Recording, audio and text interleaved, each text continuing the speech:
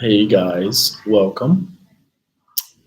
We actually have a guest speaker today. Um, he is from the Madison Police Department. So I want to make sure to give him proper amount of time, just going over our stuff quickly. Um, in D2L, we have the assignments. So um, picking the date to present. So hopefully you can do your field observation over the break and um, pick a date in here. So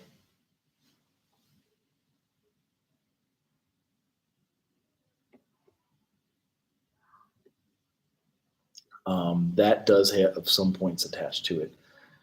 And then the field observation and social work.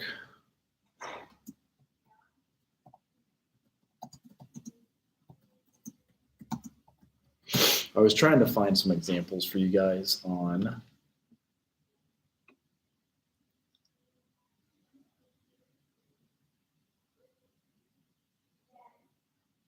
the practicum, and there wasn't many. I do have one on my old computer of stuff other students have turned in. So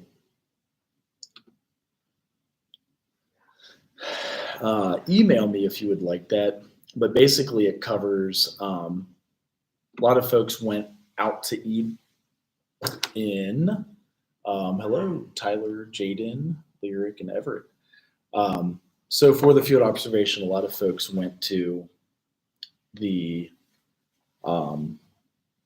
like a Big Boy or even a Walmart that is not your like hometown, an area you grew up in. In the directions, it even says where you could be a minority and observe how you thought they may have treated you different or they did treat you different, and then write up the presentation. Some people actually went to the Chick-fil-A over in Cedarville University. So that's kind of like a PWI, like a Christian university. And observed like what the order experienced it, and then came back and told us. Some people went to Big Boy and said what happened there. Other people went to Rapid Fire Pizza, which is also local. So these are all the places you could go before or after your spring break. And then present it. You can come into the class and I can film it, or you can send like a link on YouTube Live that I can share with folks. So we do this in every social work class. So I've done it before at the University of Kentucky. So as I've mentioned, I'm from Cincinnati, and I observe kind of like the country folk in Lexington, Kentucky. So that's kind of the brief on the assignments and what you would do for your field observation PowerPoint. So let me see if I can get the PowerPoint opened up for our guest speakers and see if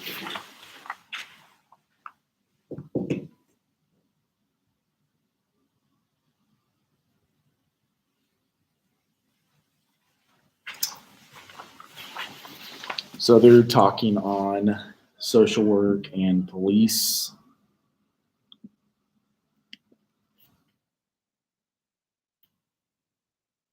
And this is their PowerPoint, so the collaborative model of the best practices in crisis intervention.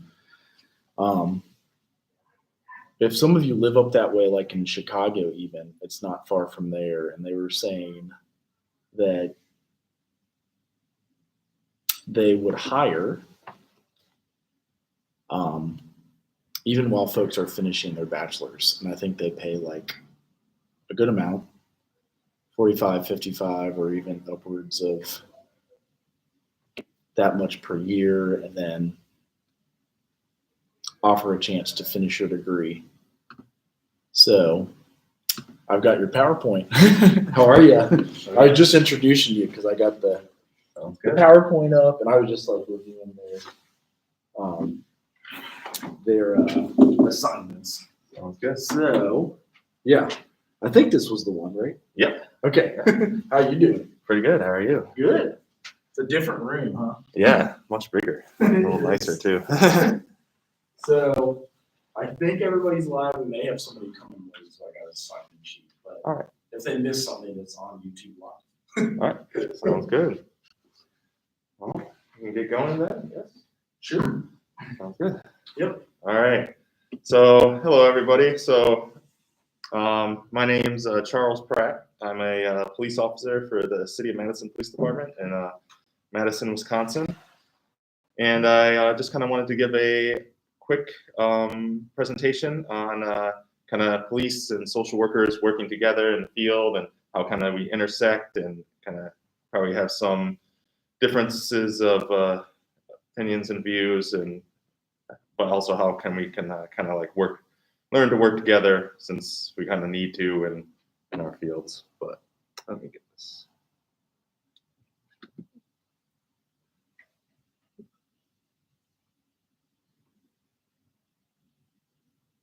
It'll present okay for you sometimes. It backs up. All right, this works. I think it works. All right. So just to introduce myself for a little bit. So I currently work as a mental health officer for the Madison Police Department. So it's kind of like a specialty mental health position. If I had to describe it in like one sentence, it would be a police social worker. So it's very kind of similar to that. But originally, I grew up in Ithaca, New York, which is kind of a college town outside in the middle of the state. And I studied emergency medicine at the University of Pittsburgh to be a paramedic. I worked as a paramedic and a little bit as a nurse too in Pittsburgh. And then after I kind of realized then that I was really into the mental health field, but I also realized that kind of police are for better or for worse, the first responders for mental health in almost everywhere, and probably will continue to be for the most part, despite some very good initiatives to kind of take some of the burden off police that are going on right now. But they're probably going to continue to play a huge part in it. And so I decided I wanted to be a police officer, partly because of that. Partly this was post the Michael Brown shooting in Ferguson, and I kind of, as a biracial person, I really kind of wanted to be part of the solution in policing, and so I joined the field. So I ended up moving to Madison, Wisconsin in 2017, kind of due to their police department's reputation of being a progressive police department, and partly because they had the mental health unit that I was able to get on last year. So just a quick plug. I'm here today to partly for this, and partly because there's a career fair at the Student Services Center. So if you're interested in talking to me further or learning more about the police department or anything we do, anything really, feel free to stop by there. I think we're on the second or third floor, and from 1 to 4 p.m. today. So feel free to stop by, and I can answer any questions then or whenever you get a chance. So let's go over some quick objectives. So the kind of want to identify some places where police and social workers intersect, and kind of where their work intersects and intertwines quite a bit, and also explore barriers to kind of some effective collaboration and communication between the two, and then identify some strategies where we can improve that communication.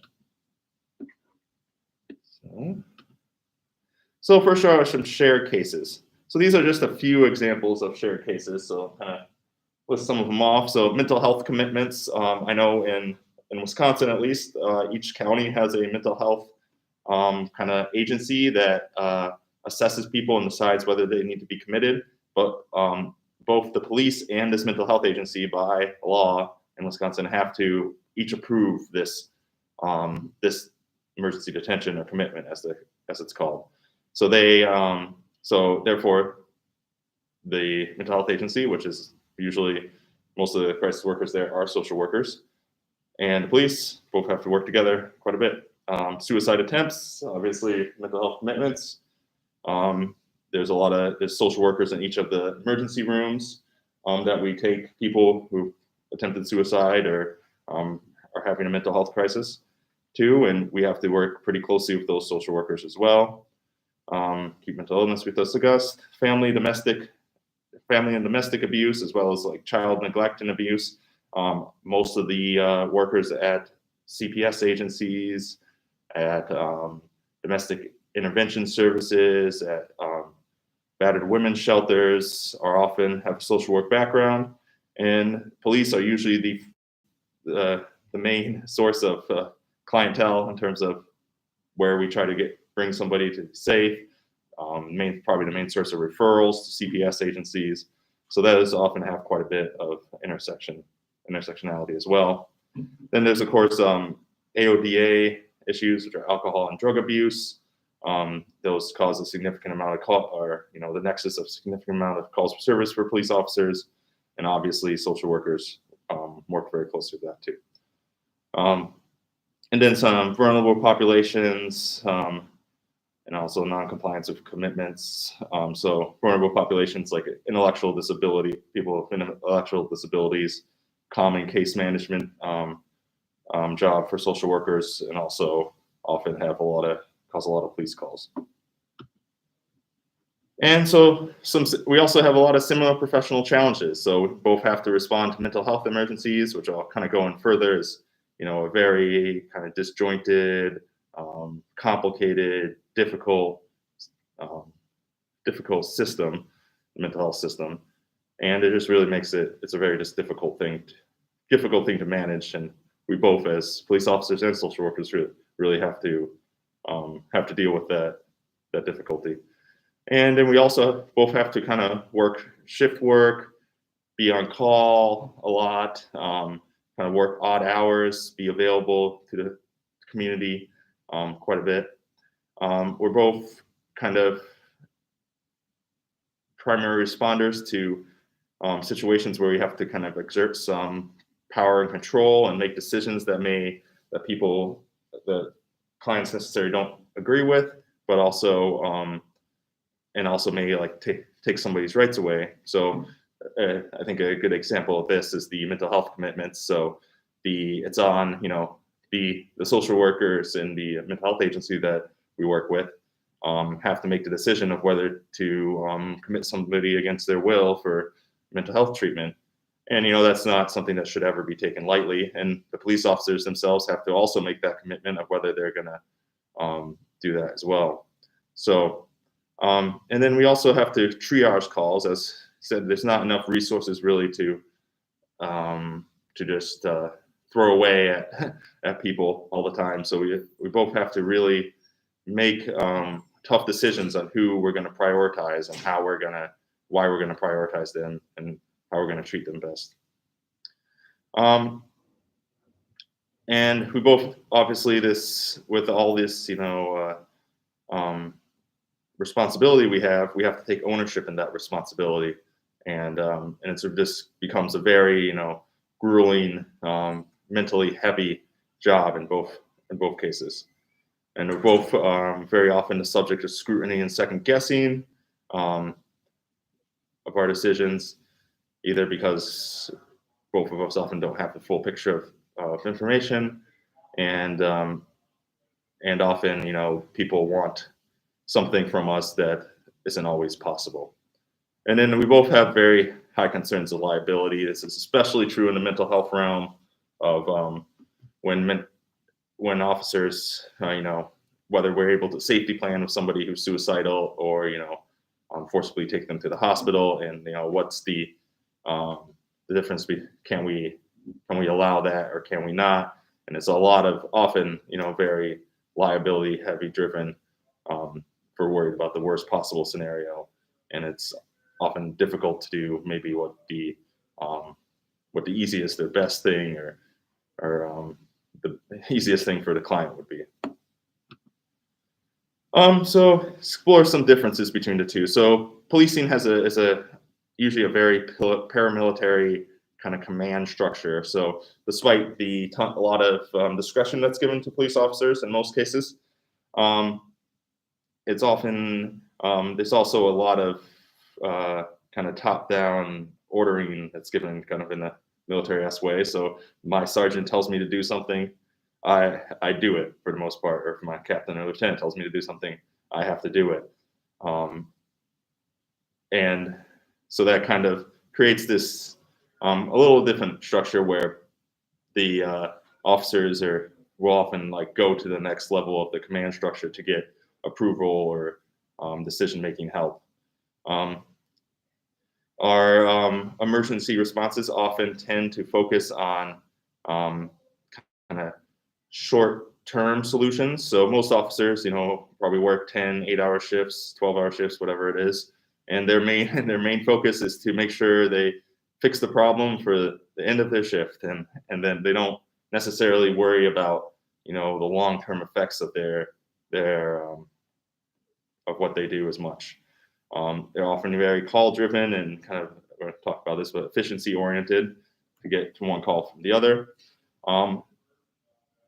And actions are usually more visible to the public. For the most part, in social work, when you are out in the community, you're in maybe somebody's home, somebody's apartment. Sometimes you may meet somebody, in a more public area, but you're not necessarily responding to that person in a public area when they're in, a crisis state per se. So therefore, our actions are a little more visible. We're out in the public a little bit more. We're more recognizable. And then the last thing is our contact, especially with mentally ill clients or really anybody, is usually sporadic. The average patrol officer, might respond to one person one time, and then 2 months later respond to them, but the same person, but they won't have the continuous interaction like you guys probably will when you have a more managed people on a case-by-case basis. And then social work is much more focused on diagnosis and assessment and long-term treatment. You often have more specialized, extensive training. Police officers have to be kind of a catch-all for everything. So like all these, all those things that we discussed, from domestic abuse, child neglect, AODA issues, mental health, a police officer has to kind of be jack of all trades of that, versus social work, you're able to specialize in mental health, in child neglect, in domestic abuse, and kind of be more specialized and have better, more specialized training in those subjects. So different goals in emergent situations. So this is kind of touched on some of these before, but police perspective is more of to restore order and ensure safety.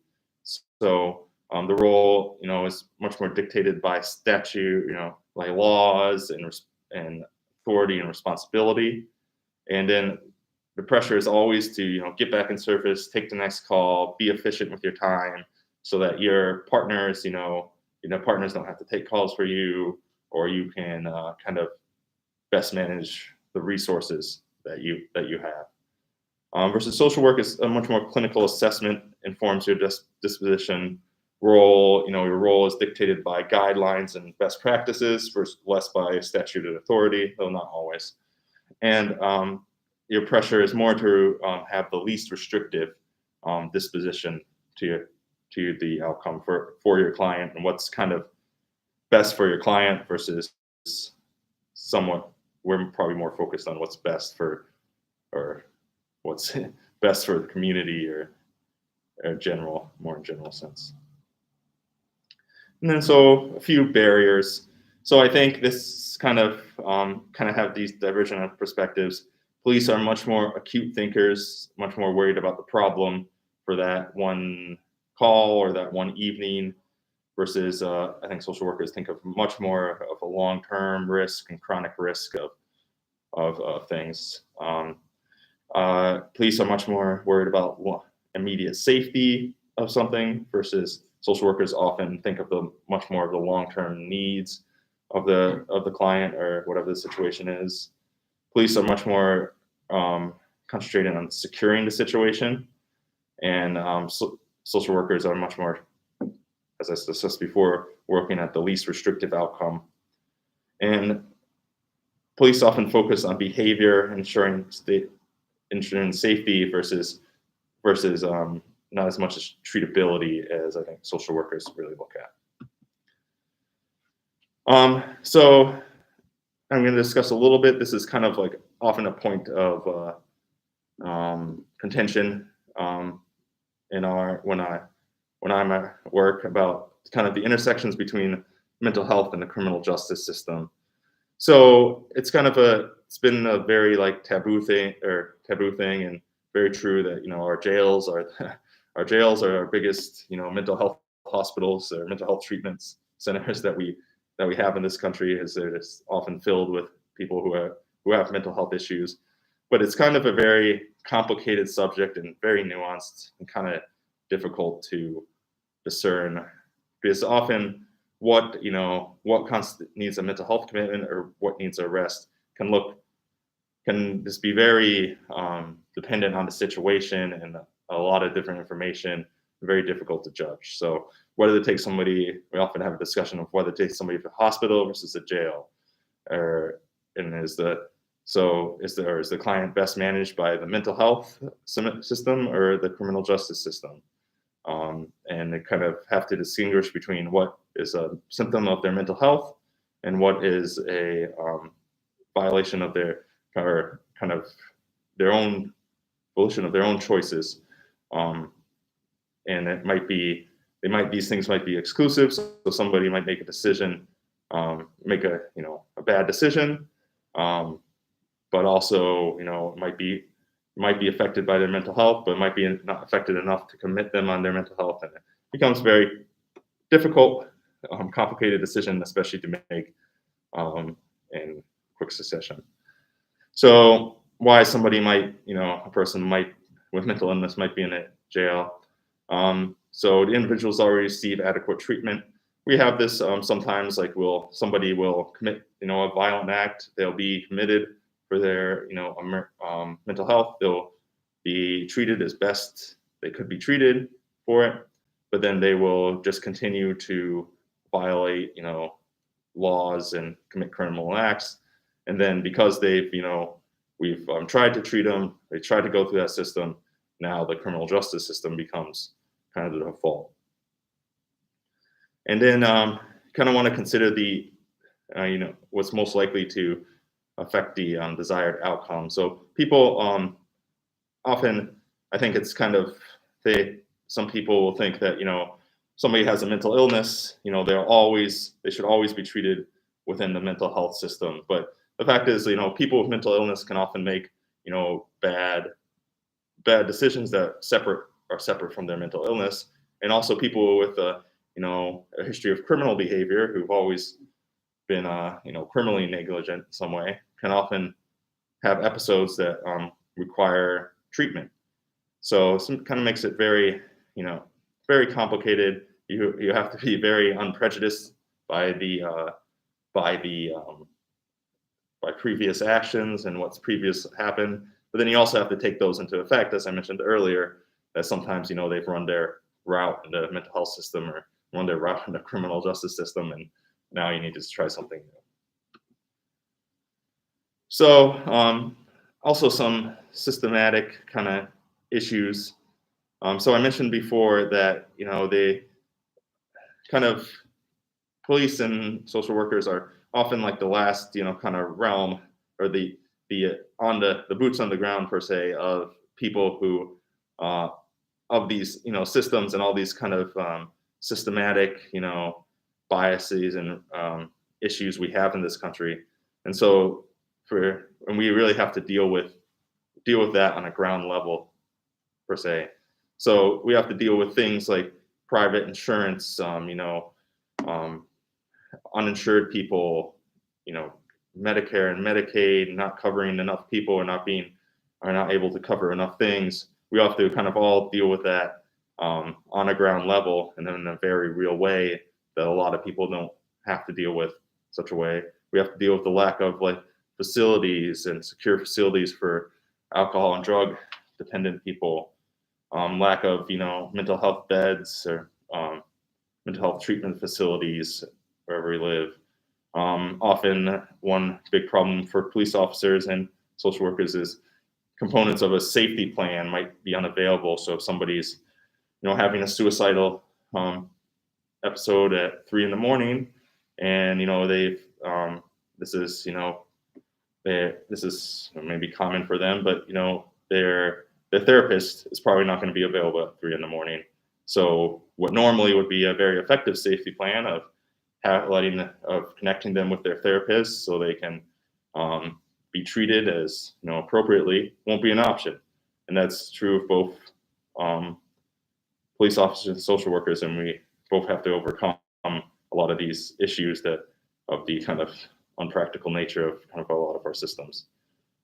Transport time, security concerns, those are Wisconsin has a kind of a really difficult system because there's only one state-run hospital, which is 3 hours away from Madison. So we always have to take most of our mental health commitments all the way up to this hospital, which is 3-hour, 6-hour round trip, and it really puts a lot of strain on our resources, and is also kind of a big security issue within the person you're taking.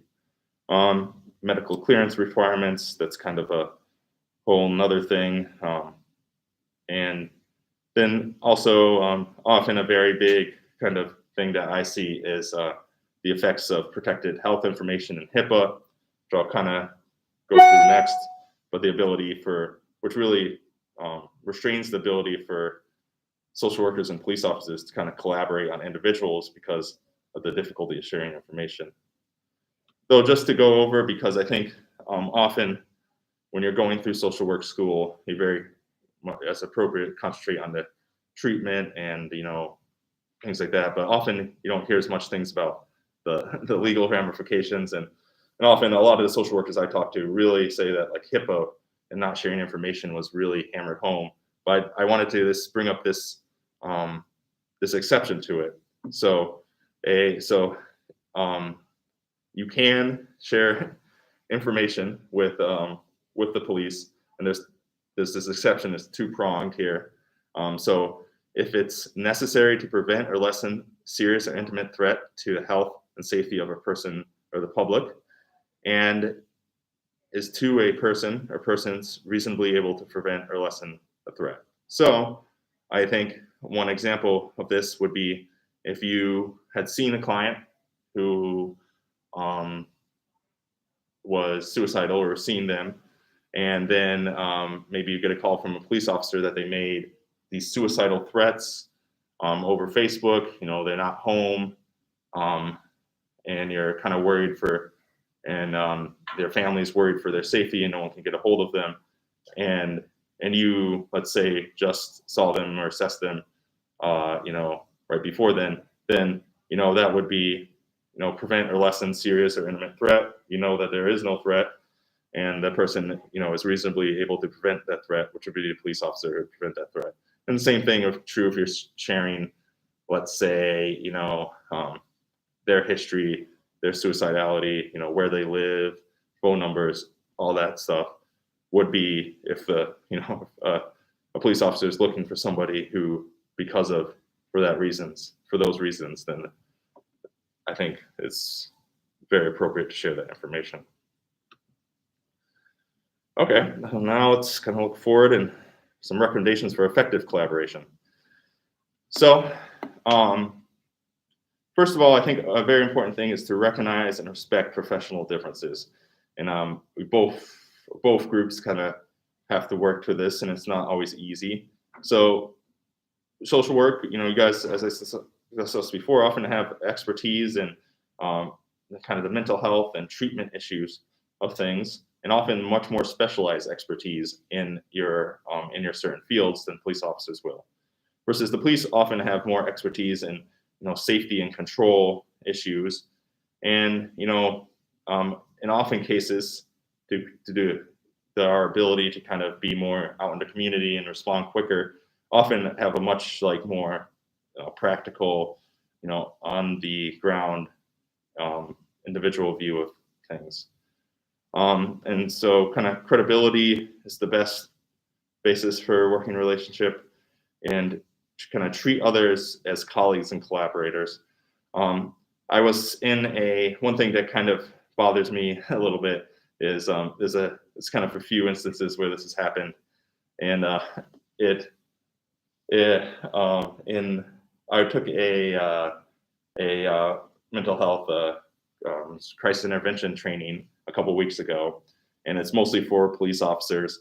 And there's a lot of talk about how police officers aren't therapists, aren't this, and they should leave things to the mental health professionals. But to be honest, the fact is, at 3 a.m, when you have to respond to somebody who's in a crisis state, feeling suicidal, there's very few, if any, therapists that are going to answer their phone at 3 a.m. There's virtually none that are going to come out there and speak with this person.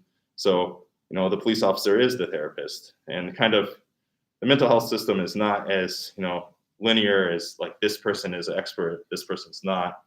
I've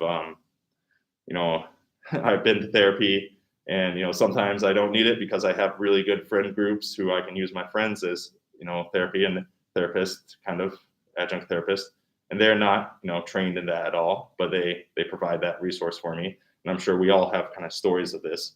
So it's important to treat I think from a social worker perspective, to see police officers not as this just these unfaced names, but to see them as colleagues and collaborators, and see them as people who have often have similar training to you, and at the very least a lot of experiential knowledge in the subject. And so kind of to kind of go further than that, not to use them as not to expect things of them that you wouldn't expect of yourself. So if you wouldn't sit with somebody and quote unquote babysit them for hours and hours, don't ask the police to do that. If you wouldn't give them a ride somewhere, don't ask the police to do that per se. And so these things are kind of not necessarily, builds this separation between the two, that one group doesn't feel like they're respected as much. So kind of ways to cultivate these working relationships in a better way, versus kind of create and avoid the separation. So it's first to learn about relevant mental health and police policies and practices. So this is going to be very different depending on where you work. So when you guys get out in the field, kind of much like how mental health and healthcare systems differ quite a bit from jurisdiction to jurisdiction, police departments differ enormously too. There's 18,000 police departments in this, 18,000 police departments in this country, and they all have different policies. A lot of them function under different laws depending on what state they're in, and it's it's a mess. But so is the social service system. So it's tough for everyone. So learn the policies and rules and practices of the police departments that you're going to work with. And then so try to do things like go on ride-alongs, attend police trainings and meetings, collaborate on trainings. One other thing, especially on individual calls, is really to follow up and treat them. I know I'm going to use some bad examples, and I don't really like to do that because I think we should concentrate on the good examples. But there was one story I have is there's a subject who's suicidal, and so we end up responding to the call. They end up going with our newly formed mental health ambulance to the hospital, which is great. And then I think they get angry at the nursing staff in the hospital because they feel they aren't being treated correctly and say they're suicidal and walk out. So we get called back to the hospital. And I was at the first call, then I come to the hospital for the second call to kind of provide my expertise. And then the social worker from the mental health aid, like probably 15 seconds with us, go into the room, speak with the client, and then walk out and don't even talk to us about what their findings were. And I have to go track them all the way down to to the hospital social worker's office to hear about what's going on. And then this happened a number of times throughout that kind of call. And it's kind of very like we were the officers. I was the officer who had to respond to the initial call, work through this, have to sit there with this person and try to like treat the police officers as clients, to just like inform them, follow up with them, let them know, what the disposition was, even things like if you can, like send them an email like a day later and say like, this actually worked really well, or, this person's still struggling, but thank you for your work then. Stuff like that really, really means a lot, because often we'll have to intervene in very chaotic situations and we'll never get feedback on how that worked out or how it went and stuff like that. And I really, really appreciate that when people have done that for me.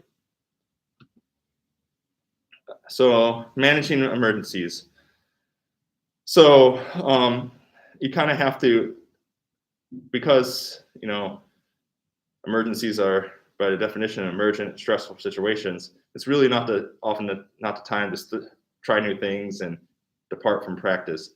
So you kind of really have to address these barriers, kind of either preferably before, but often after, there's an issue. So and this is kind of some of these things we talked about, keeping each other informed as the case proceeds, sharing information kind of on a need-to-know basis, and then addressing these barriers as they arrive. So this is kind of, we'll kind of discuss how best to address these barriers here. So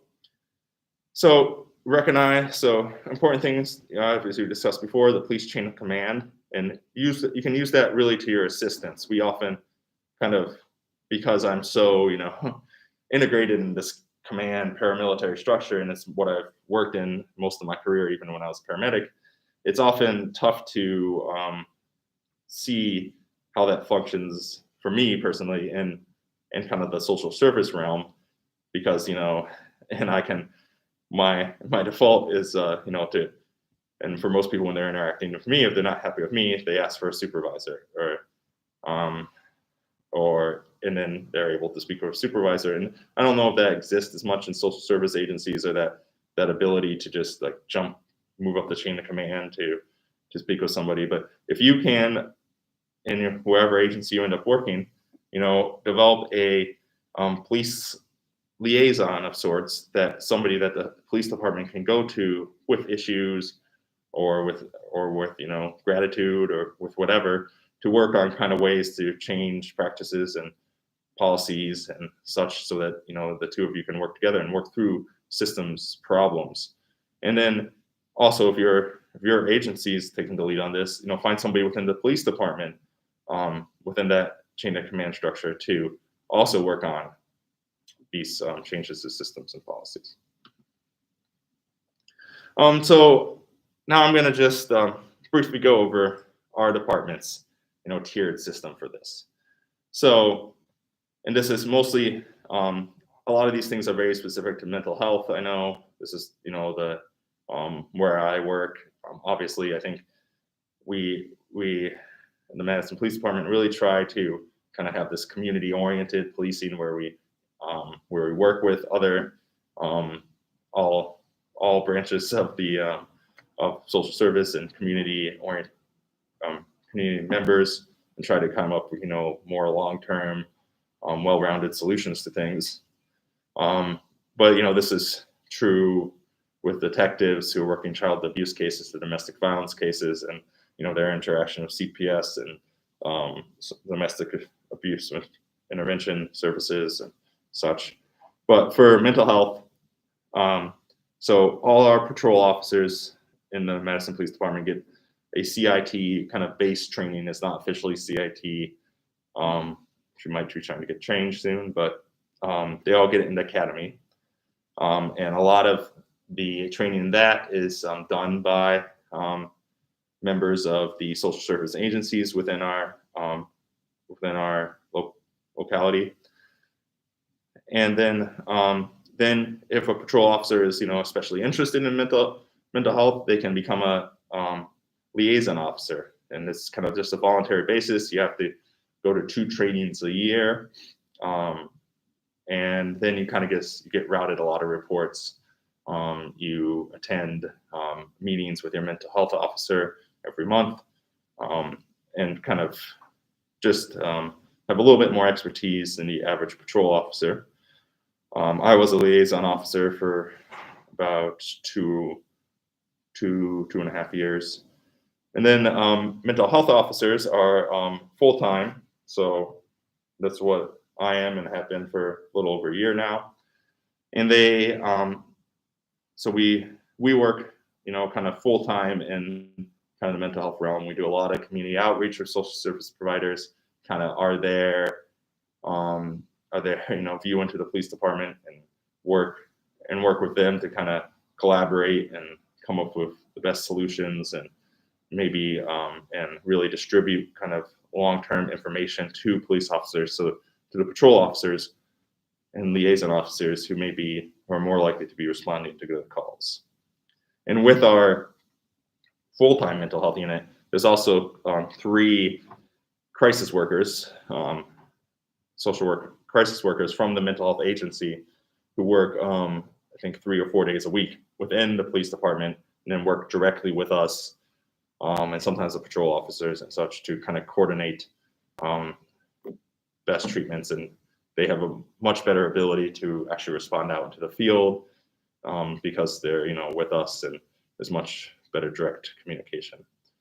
And then we also have a sergeant of that unit, but above the sergeant is also the captain of the community outreach. So they both do a lot of system collaboration, and are on a lot of committees, and work on a lot of different policy changes for everyone in our county and in the police department itself. And so these are just some things about what we do as mental health officers. They're kind of vague and tough to, I'm sure, for you guys to relate to without being in the department. Sometimes I don't always know how specific they are either. So we attend the weekly meetings as a unit, communicate and coordinate, follow up with the liaison officers. I said we have monthly meetings. We also communicate with other district officers, as I send out monthly emails updating them on the frequent flyer mental health clients we have in our district. We also do some home visits, often with mental health providers and such.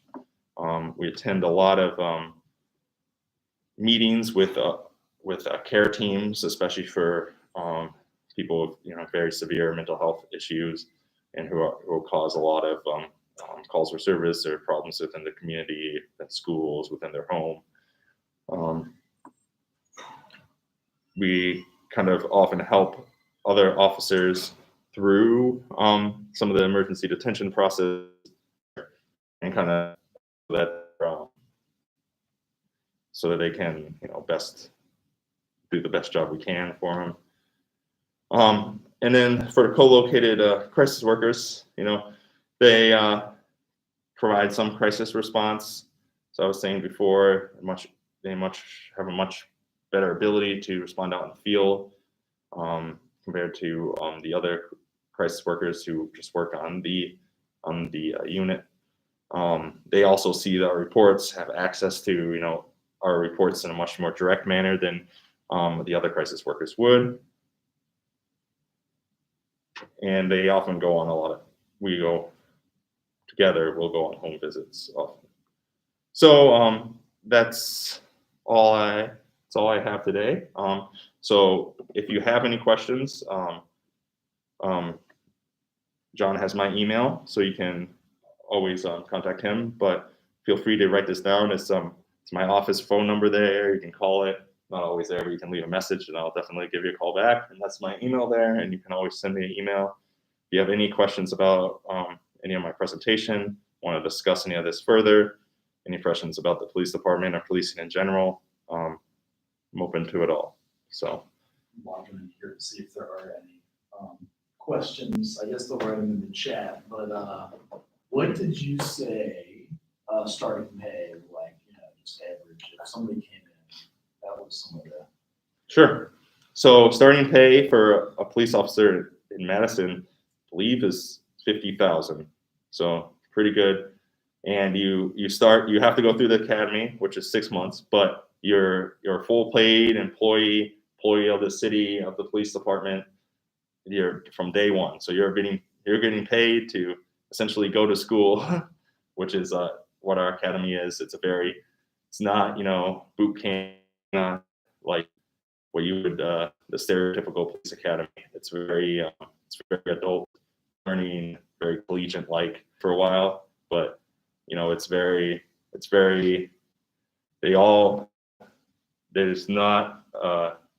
don't want you, they're committed to you getting through the academy. So if you struggle with something like, firearms or anything like that, the training officers are very committed to getting you through the academy and having you succeed in the department, because they've already invested a lot by hiring you, and they really want to keep you there.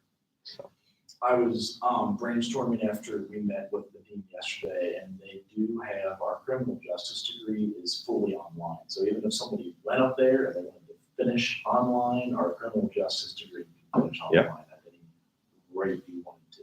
Sure. And you also we have a tuition reimbursement, which I use to get my master's degree over the last couple of years. And so you can if you were to finish up your degree here, you could go work there, and you could get tuition reimbursement to pay for finishing your degree. And it's very easy to get tuition reimbursement for a bachelor's degree. Mine was for my master's, and it wasn't that difficult either, but it's very easy. They really prioritize bachelor's degrees. And after 3.5 years, you get a step pay increase for every year for 3.5 years. And after 3.5 years, you get an educational incentive, which is 18% for a bachelor's degree. So after 3.5 years, you're really, really making good money, like upward over $80,000.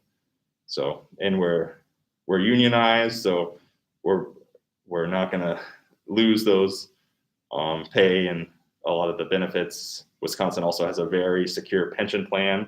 It's one of the only fully funded pension plans in the country, so it's very secure.